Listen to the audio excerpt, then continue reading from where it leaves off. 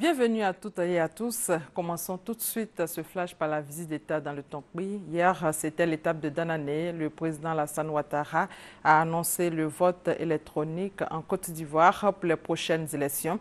Le chef de l'État a bouclé sa tournée dans le Tonkpi avec un message d'espoir pour la population. Le président les a rassurés que toute la lumière sera faite sur la mort du général Robert Guéhi, assassiné en septembre 2002.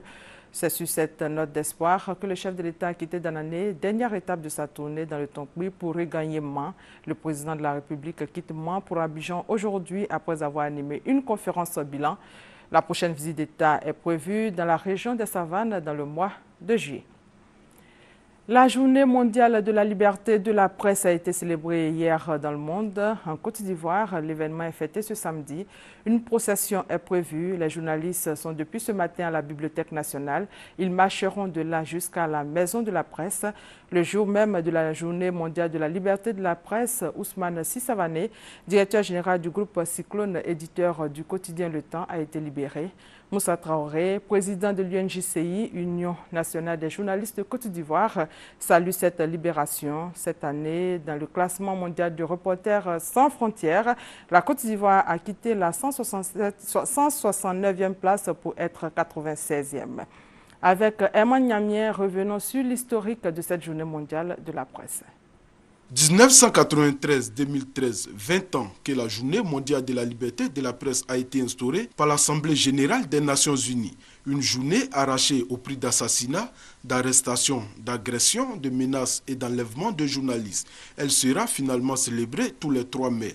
C'est une journée d'action à travers la mise en place d'initiatives visant à la défense de la liberté de la presse, une journée d'évaluation de l'état de la liberté de la presse dans le monde, une journée d'alerte du public et de sensibilisation, une journée de stimulation du débat parmi les professionnels des médias et enfin une journée commémorative en mémoire des journalistes qui ont perdu la vie pendant qu'ils exerçaient leur profession.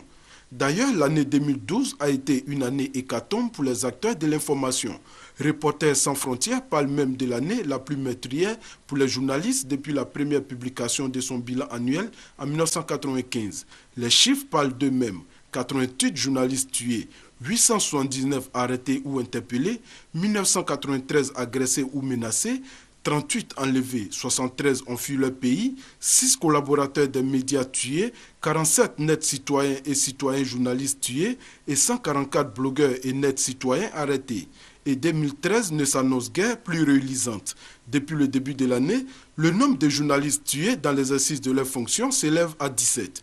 Les zones les plus touchées sont la Syrie et le Pakistan, avec 5 morts dénombrés dans chacun des 2 pays. Et ce sont 80 journalistes qui sont emprisonnés, principalement en Turquie, en Chine, en Érythrée et en Iran. Et puis, hors de nos frontières, au moins 2 personnes ont été tuées par balle vendredi à Conakry. L'incident est survenu lors des affrontements entre les opposants et les forces de l'ordre après plusieurs manifestations ces derniers jours d'opposants protestant contre un décret fixant au 30 juin la date des élections législatives. Ces heurts ont dégénéré en violence meurtrière. Le président malgache de la transition André Rajoel a créé la surprise vendredi en se lançant dans la course à la présidentielle de juillet.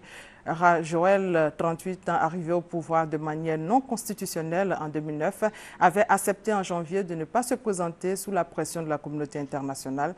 Mais la liste des candidats publiée vendredi par la Cour électorale spéciale à 3 mois du premier tour a réservé un coup de théâtre. Fin de ce flash, on se retrouve à 13 h.